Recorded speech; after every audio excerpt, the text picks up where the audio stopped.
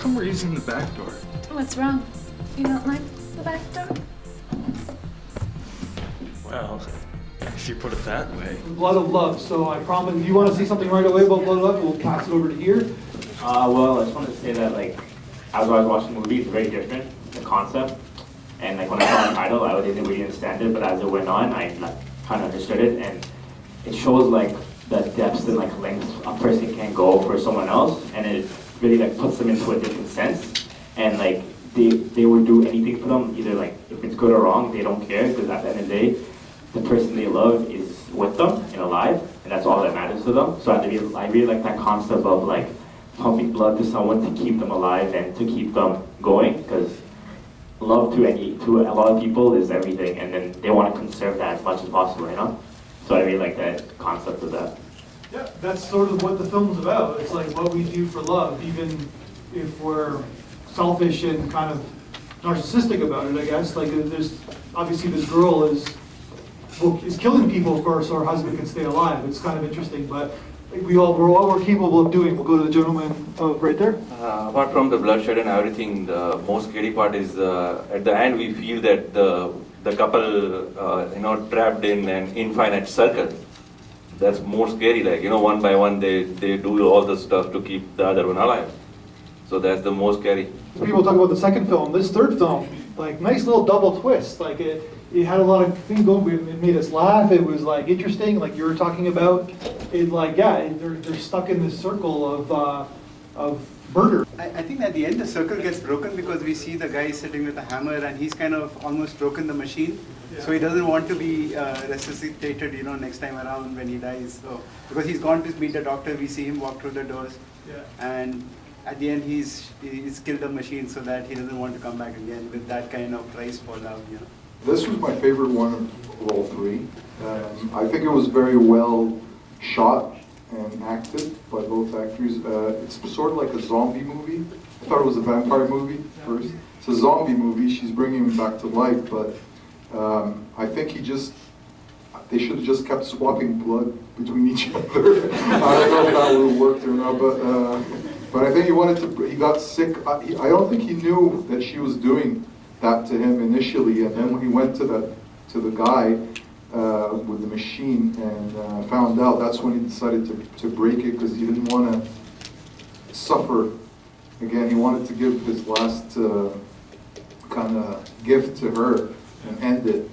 So that ended on a good twist when he broke the machine. Yeah, there's a lot of depth in this movie too, because you can take it to another level and say that it's hard to let go, but we always need to let go of something, like someone in our life who passes away.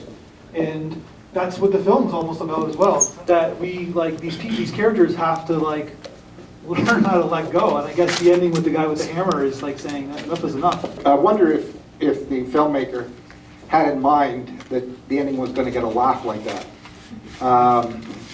And to me, he was sort of aiming for the Twilight Zone sort of, kick in the butt ending. Yeah. And when they went had their meal, and he goes, well, sometime I'll look after you like you're looking after me. If it would have been me, I would have left it at him going to see the doctor, and they said Mr. sometimes, and then he just lets me, goes, I've been expecting you.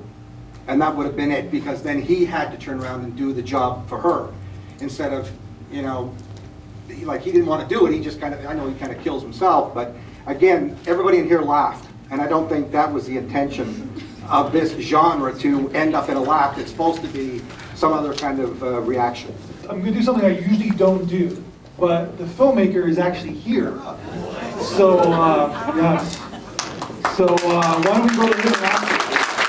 Third to last row, just pass the mic. Third to last row. Pass the mic down to the gentleman who made the first comment of the night, who had no idea that the filmmaker was right beside him making the comment, which I found funny because... Glad you said something nice. So, what did you think of the laughter at the end? Actually, it was intentional. I mean, the story is inspired by O. Henry's Gift of the Magi, which is a very ironic story, and what I was trying to do was hit an ironic note.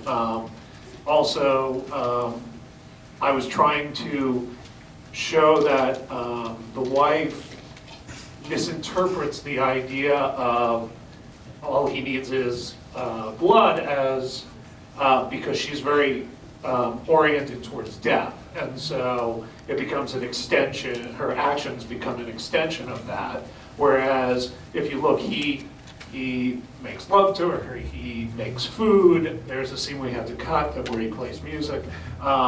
And he does these very life-affirming things. And when he learns the truth, he chooses to give her life. He's not going to embrace this idea of death. So that's why he doesn't kill anyone and breaks the cycle. So it's very, I hope it's romantic, but also supposed to be ironic. And there has literally always been a laugh, and I laughed the first time we got to picture lock. So.